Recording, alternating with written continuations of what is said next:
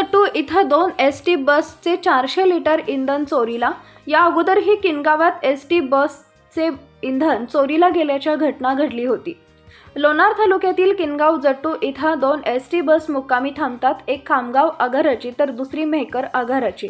मेहकर आगाराची बस क्रमांक MH40N8921 ही बस लोणारवरून किनगाव जट्टू इथं रात्री मुक्कामी होती, तर दुसरी खामगाव आगाराची बस क्रमांक MH40N8922 ही बस खामगाववरून किनगाव जट्टू इथं मुक्कामी होती। दोन्ही ST bus Kingaon Jattu bus stand परिसरात रात्रीला मुक्कामी होत्या।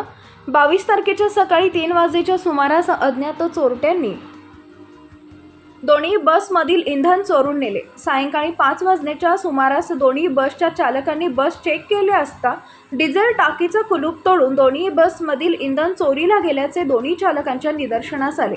घडलेला प्रकार चालकाने मेहकर आगाराला कळवला।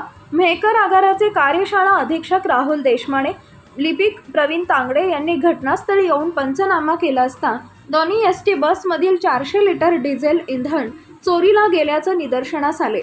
सदर घटनेची माहिती बीबी पोलीस स्टेशनला देण्यात आली।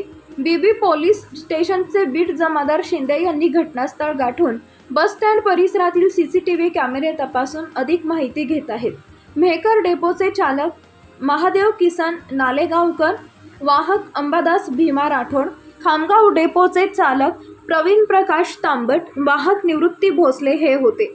आपला विदर्भ लाईव्हसाठी देवानंद सानप, लोणार, बुलढाणा। माझी बस क्रमांक MH40N8922 ही मी अकोल्यावरून किनगावला येत होतो। अकोल्यावरून किनगावला मी 7:30 वाजता खामगाव आगारातून निघालो। 9:30 वाजता किनगावमध्ये पोहोचलो।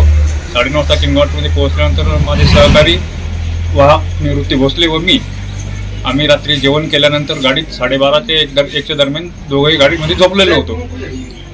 दरम्यान रात्री 2 ते 3च्या दरम्यान आमच्या गाडीमधील डिझेल अज्ञात व्यक्तीने चोरून नेलेले आहे।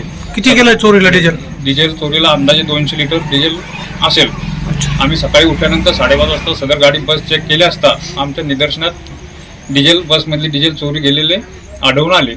त्याच्यानंतर आम्ही सकाळी बीबी पोलीस स्टेशनला आम्ही तक्रार दिलेली आहे।